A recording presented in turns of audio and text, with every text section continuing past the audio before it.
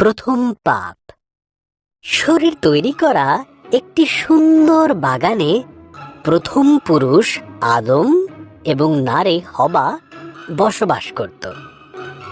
কিন্তু শয়তান ছল চাতুরির মাধ্যমে সাপ সেজে আদম এবং হবাকে প্রলুব্ধ করল।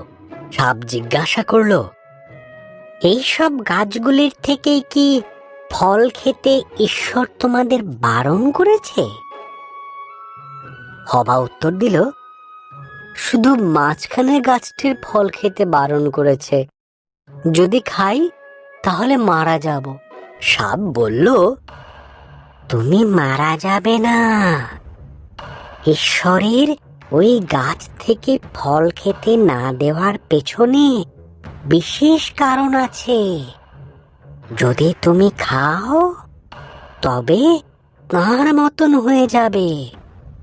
তিনি যা জানেন তা তুমিও সব জানতে পারবে।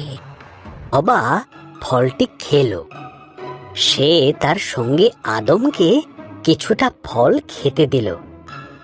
আদমও ফলটি খেলো এবং খাবার পরেই তারা এমন কিছু জানতে পারল যা তাদের জানা ছিল না। একটি বিষয় তারা জানতে পারল যে তারা উলঙ্গ ছিল। তারা পাতার বস্ত্র তৈরি করে নিজেদের লজ্জা ঢাকল। তারা আগে কোনোদিন ভয় বা লজ্জা পায়নি। তাই তারা বুঝল কিছু একটা ভুল হয়েছে। ঈশ্বর ডাকলেন, আদম, হবা। আদম উত্তর দিল, আমরা লুকিয়ে আছি, আমরা উলঙ্গ।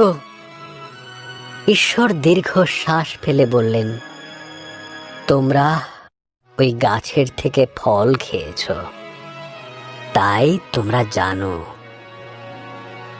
তখন আদম হবাকে দোষ দিল, আর হবা সাপকে দোষ দিল। ঈশ্বর বললেন, সাপ, তুমি বুকে ভর দিয়ে চলবে। এক নারীর পুত্র সন্তান তোমাকে পরাজিত করবে। হবা, তুমি কষ্টের সাথে সন্তানের জন্ম দেবে।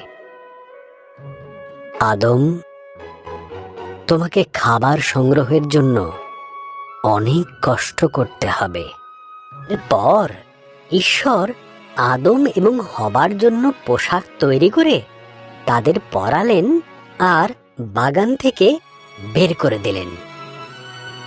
ঈশ্বর এক স্বর্গদূতকে জ্বলন্ত তলোয়ার হাতে দিয়ে সেখানে রাখলেন, যাতে তারা আর ফিরে আসতে না পারে।